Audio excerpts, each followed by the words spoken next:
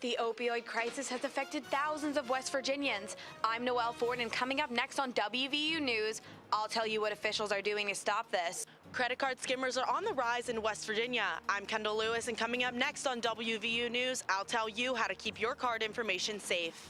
Texting and driving has been illegal in West Virginia for 5 years, but has changing the law made a difference? I'm Leanne Schinkel, and I'll have that report coming up next. Our Emmy Award-winning WVU News starts now.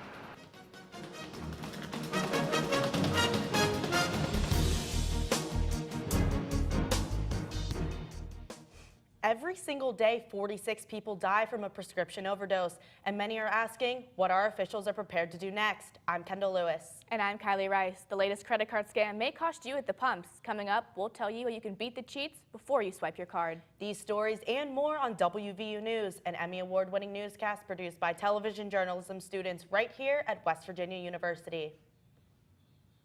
Painkiller overdoses kill more than 1 American every hour. And here in West Virginia, drug wholesalers shipped 780 million hydrocodone and oxycodone pills in the past 6 years alone. Noelle Ford joins us now in the studio with more. Noelle? Thanks, Kylie.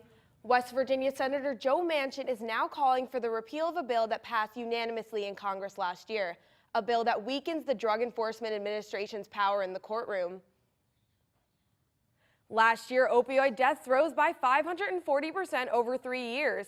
And on the heels of Senator Manchin's statement, President Trump recently declared the opioid crisis a public health emergency. But is this announcement enough to address the escalating epidemic of drug use across America? I hit the streets to find out.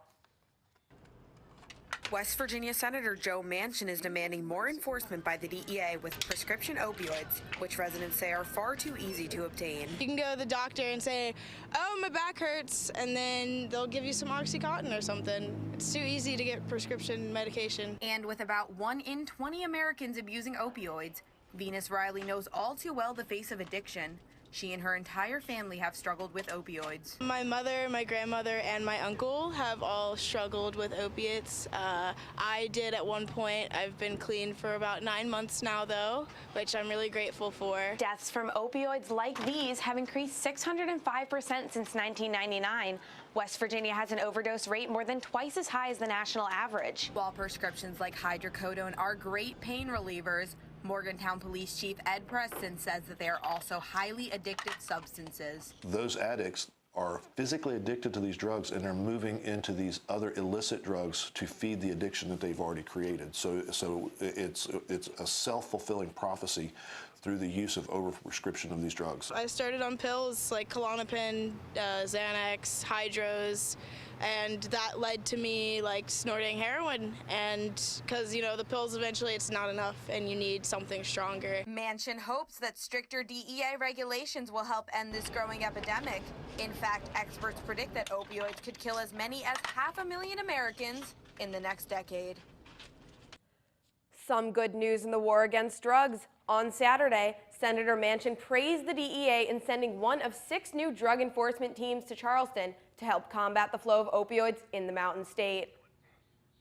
Thanks, Noelle, for that report. In 2016, opioids caused 64,000 deaths from abuse, but abusing irresponsibility on the road can be just as deadly. Every year in the U.S., almost 500,000 people are injured or killed in traffic accidents due to texting and driving. In fact, the National Safety Council reports that 1 out of every 4 car accidents in America is caused by texting and driving. Leanne Schinkel joins us now from Studio B at the Media Innovation Center to tell us more. Leanne? Cell phone use while texting and driving can make vehicle accidents 23 times more likely to occur. And if that isn't enough to put your phone down and keep your eyes on the road, consider this. Texting while driving is against the law in West Virginia. Offenders can face hefty fines and up to 3 points on their license. On any given day, around 660,000 drivers are texting and driving. In a recent special patrol, Monongalia County targeted distracted driving and issued 55 citations. Mon County Captain Mark Ralston says texting and driving is a huge problem in this state. Anytime you're stopped at a red light, look around. People are always looking down, and they're messing with their phones every time. 94% of American drivers support a ban on texting while driving, but how many Americans are actually following the law? We have had several accidents to where we've actually been able to show that people were on their cell phones just prior to an accident. One of my best friend's fathers just passed away. He was a state road worker, and he was hit by a commercial vehicle, and they believe that the person who was driving the vehicle was texting at the moment. And since then, it's given me a whole different view on how bad texting and driving really can be. Replying to a text or just changing the song, it takes away your attention for about 5 seconds. If you're traveling at a rate of 55 miles an hour, that's enough to travel the entire length of a football field. And it's that type of distraction that causes nearly 330,000 injuries a year from accidents caused by texting and driving. In 2013, the year after the texting and driving law went into place, the number of fatal car accidents in West Virginia was the second lowest number to date. In fact, the DMV is crediting distracted driving legislation to the 18% decrease in roadway fatalities in West Virginia. Kendall, back to you at the Waterfront Studio. Thanks, Leanne. Most of us don't think twice about swiping our card and pumping gas, but experts say beware. Credit card skimmers are smaller and popping up at gas stations throughout the Mountain State. I found out what you can do to protect yourself and your bank account. 37 million Americans refuel every day, making gas stations a perfect target for credit card skimmers. These devices are attached to fuel pumps, and when the card is swiped, it stores the card's information. Credit card skimmers, they are small, they're hidden. Something you slide in there and you really don't notice them.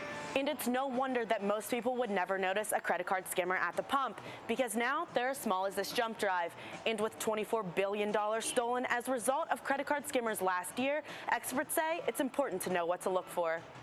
Make sure that you look around it and you see that the device is solidly mounted and that there are no cameras right around the area that would be able to pull your PIN number off of it or see your keypad. Officials say to also check here. If the card reader feels or looks too thick, gently wiggle the card reader back and forth before inserting your card. If it feels off, go to another gas station. You have the ability to either have a maximum set limit or prepaid cards. That way that they cannot get direct access to your bank accounts. And those are some of the ways that I personally prefer for personal security. If you find a card skimmer, report it to the West Virginia Division of Labor by calling the number on the bottom of your screen. Now we'd like to take your attention to the skies, a point of focus for many in the area last week, both from the ground and on social media. Facebook was brimming with images of hot air balloons that soared overhead for 3 days. Balloons Over Morgantown is an annual event that encourages social media users to track where they see balloons in the sky and post them to the event's official Facebook page for others to see and track as well. Megan Guerra joins us now from Social Square to tell us more. Megan? This year's Balloons Over Morgantown Festival saw ideal weather for flight. It was a weekend filled with 14 balloons returning to Morgantown for 5 launches over our beautiful city. And some residents were stunned when their backyards became landing zones, but spirits soared regardless. Our own Kylie Rice went to the airfield to bring us the view. An early morning launch is the best way to take advantage of a beautiful sunrise. The Balloons Over Morgantown event filled up 14 balloons with over 7,000 pounds of air to take part in this event. In fact, each year 12 to 16 balloons are invited to take place in 5 separate launches spanning over 3 days. And University Toyota, the official sponsor, brought back this event after popular demand. I think the Convention and Visitors Bureau said that it was the most asked for event when they asked people, you know, what would you most like to see as an event in Morgantown during the year. Balloons start their journey at Morgantown Municipal Airport and land wherever the wind may take them. For the 3rd annual Balloons Over Morgantown event, 14 hot air balloons like the ones you see behind me flew over Morgantown to see fall foliage for the view of a lifetime. I think they're beautiful. I think it's a way of giving back to Morgantown that all the residents you can just enjoy watching them. You can come up and go for a ride in them. Balloons land and kids running out and looking at the balloons. When you see people chasing balloons, it's an absolute spectacle. One thing is for sure, nothing brings joy to a mountaineer quite like a balloon-filled sky in October.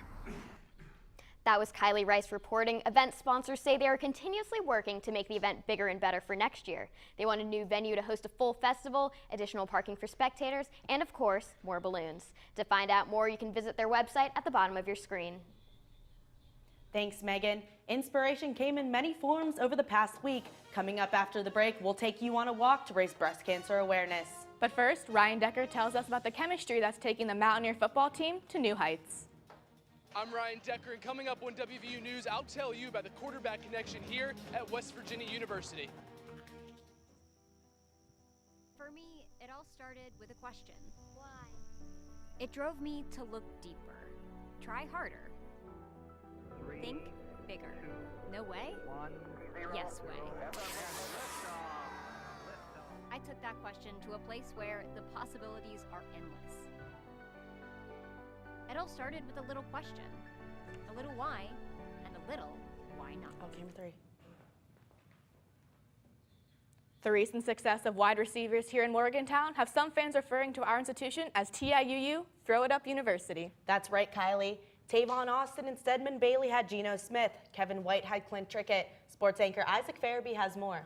Thanks, Kendall. And now there's another duo putting up big numbers on the field. Those combinations over the years have helped the WVU football team rise to the level it currently enjoys. A good relationship between a quarterback and a wide receiver is a priceless addition to an offensive strategy and a must for any football team with their eyes set on a winning season. Here at WVU, the newest pairing of a potentially great quarterback and wide receiver comes in the form of current quarterback Will Grier and former gunslinger David Sills. Sports reporter Ryan Decker headed to Milan Puskar Stadium to find the source of the quarterback connection. Will Grier and David Sills. Together, they've combined for 46 completions and 15 touchdowns.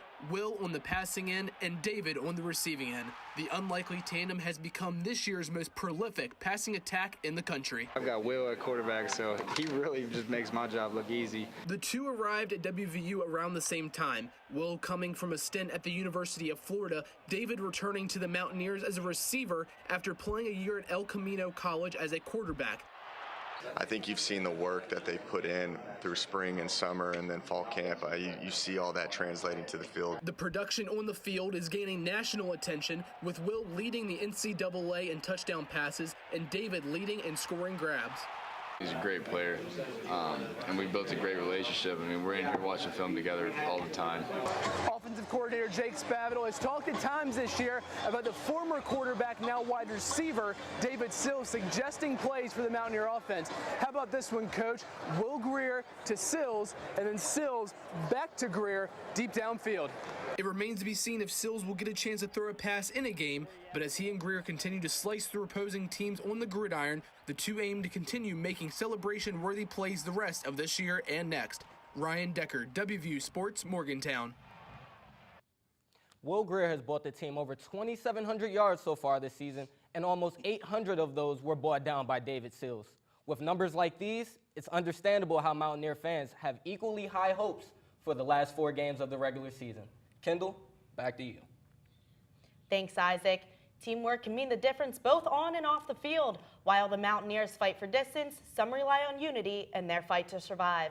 Our very own Janae Avery went to see a very large team in action at the Making Strides Breast Cancer Walk, held right here at WVU's Evansdale campus. This year, 1 in every 8 women will be diagnosed with breast cancer. Survivors, fighters, and supporters of all shapes and sizes rallied at the 8th annual Making Strides Breast Cancer Walk. They danced and celebrated beating breast cancer. That spirit could also be seen through laughter or the simple joy of crossing the finish line. More than 13 million walkers have come together nationwide to raise over $800 million. All proceeds have gone to the American Society to lead the fight for a world without cancer. Those women certainly have our thoughts and support. Well, that's going to do it for this week's edition of WVU News. You can visit us online on our website. You can also follow our shows on YouTube, and please follow us and our reporters on Twitter. I'm Kendall Lewis. And I'm Kylie Rice. Thanks for watching. We'll see you next time.